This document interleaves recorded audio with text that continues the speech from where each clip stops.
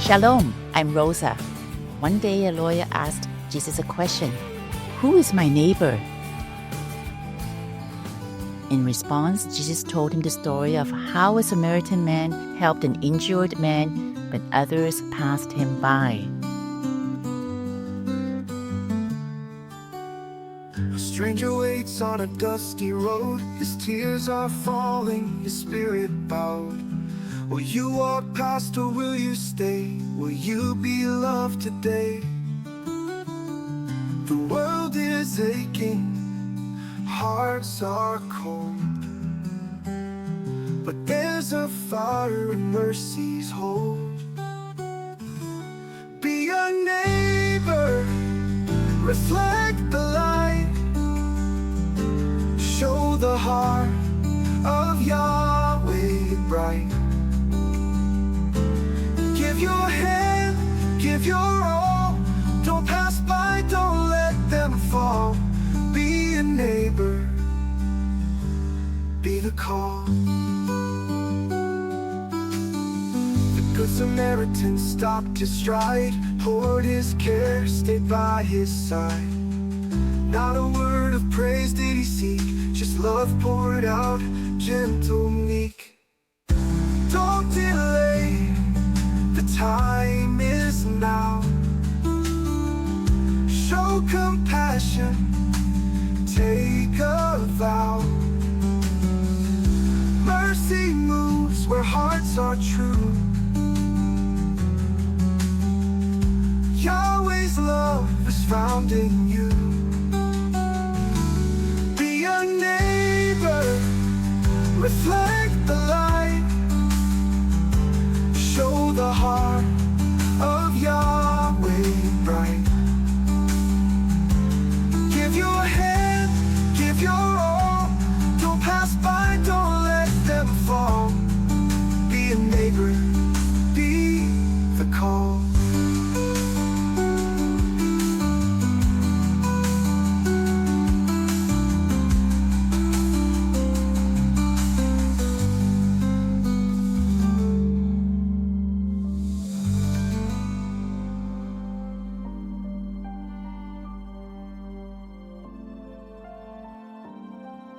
In Luke chapter 10, verse 25, "And behold, a lawyer stood up to put him to the test, saying, 'Teacher, what shall I do to inherit eternal life?'"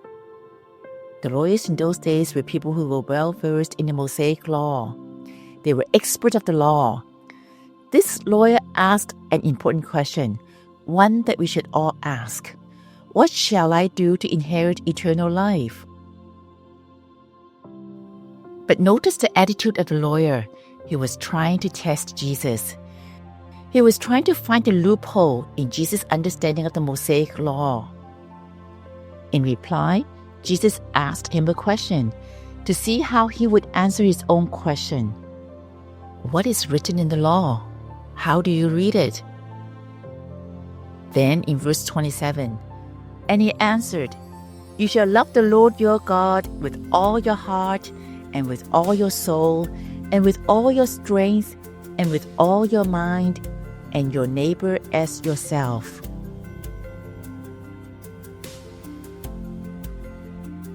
The lawyer is quoting directly from the Torah, two of the most central commandments in Jewish faith and practice. Deuteronomy chapter 6, verse 5, "You shall love Yahweh your God with all your heart, and with all your soul, and with all your might." This commandment is part of the Shema, the daily prayer recited by devout Jews in the morning and in the evening. They would pray this prayer at home, in the temple, and also in the synagogues. Leviticus 19:18, "You shall love your neighbor as yourself. I am Yahweh." This commandment is spoken by Yahweh himself with divine authority and intimacy. So together, these two commandments form the heartbeat of the Jewish law. Every devout Jew would know them by heart. The lawyer was quoting the essence of the law. Let's go back to the conversation. in verse 28, and he said to him, Jesus said to him, "You have answered correctly. Do this and you will live." Jesus affirms the lawyer's answer.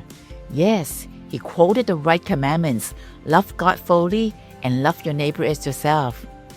But Jesus does not stop at this intellectual agreement. He adds a crucial condition: do this and you will live. Jesus shifts the focus from knowing to doing.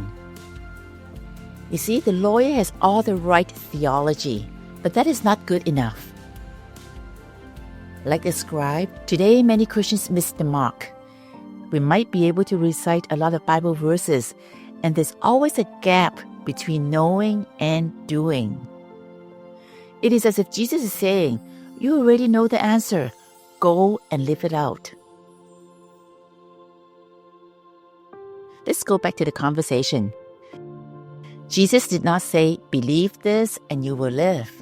He said, "Do this and you will live." At this point, the conversation could have ended. This was Jesus' answer to the lawyer's question about what he needed to do to inherit eternal life. Did the lawyer get the message? No. In response, the lawyer in verse 29 asked another question. But he, the lawyer, desiring to justify himself, said to Jesus, "And who is my neighbor?" Instead of embracing the challenge to do the commandments, the lawyer tries to justify himself. Why? Let's pause here. His question, "Who is my neighbor?" actually reveals his hypocrisy.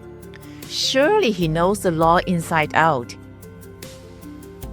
He knows who the neighbor is in Leviticus 19 that we studied last week. Leviticus 19:18, "You shall love your neighbor as yourself. I am Yahweh." He also knows that the law extends the neighbor to even a stranger or a foreigner, someone not in the immediate circle. "You shall treat the stranger who sojourns with you as the native among you, and you shall love him as yourself. I am Yahweh your God." The law is clear. A neighbor is someone in your immediate circle, your family, friends, and fellow citizens, but also strangers, even the outsiders who cross your path. The Israelites are called to love both neighbor and stranger as themselves. Surely the lawyer knows these answers. But why did he ask, "Who is my neighbor?" Well, he actually wanted to press Jesus further, or even to expose a potential flaw in Jesus' understanding of the law. Behind this question, he's actually wondering, who qualifies to be my neighbor?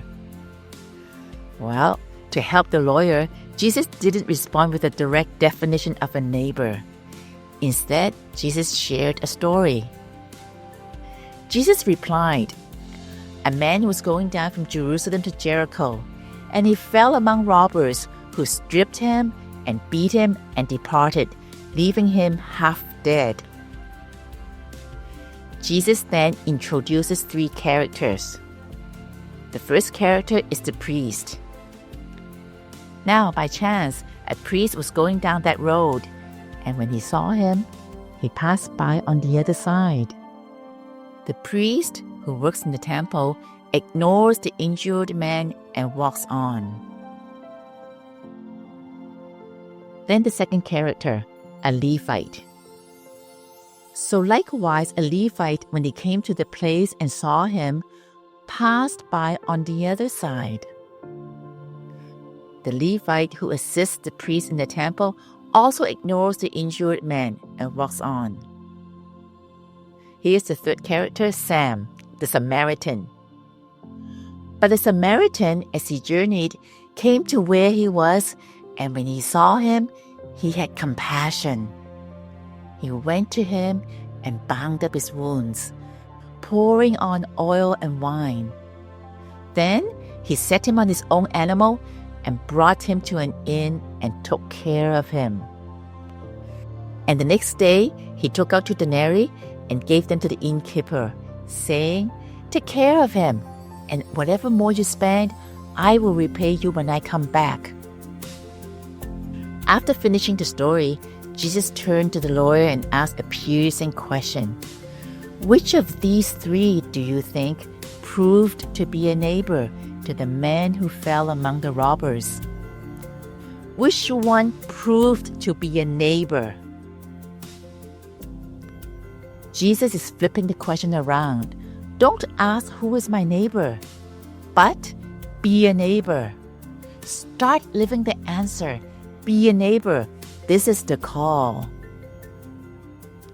We will stop here today because there are a lot of riches in the parable of the Good Samaritan, and we don't want to rush through. The heart of the message in this parable is, be a neighbor. Like the scribe, we often get stuck asking the wrong question. Do not ask, who is my neighbor? But rather, how can I be a neighbor? Don't pass by like the priest, like the Levite. Respond with compassion like the Samaritan and act like a neighbor. Don't pass by. Stop. Do not just feel sorry. Act. Kneel down to help. Reflect the heart of God to those in need. Do not see the person before you as a stranger or a problem or an inconvenience. See him as someone beloved by Yahweh God. Choose to act, especially when it is easier to just walk on by. This is not a suggestion, it is a call. Be a neighbor, not just hear the call. Be the call. The Samaritan stopped his stride, poured his care, stayed by his side. Not a word of praise did he seek, just love poured out, gentle, meek. Don't delay, the time is now. Show compassion, take a vow. Mercy moves where hearts are true. Yahweh's love is found in you. Be a neighbor, reflect the light. Show the heart of Yahweh bright. Give your hand, give your all. Don't pass by, don't let them fall. Be a neighbor, be the call. Shalom, I'm Rosa. Let's go out and be a neighbor. Do not pass by and be the call. Let's live the call. Love your neighbor as yourself.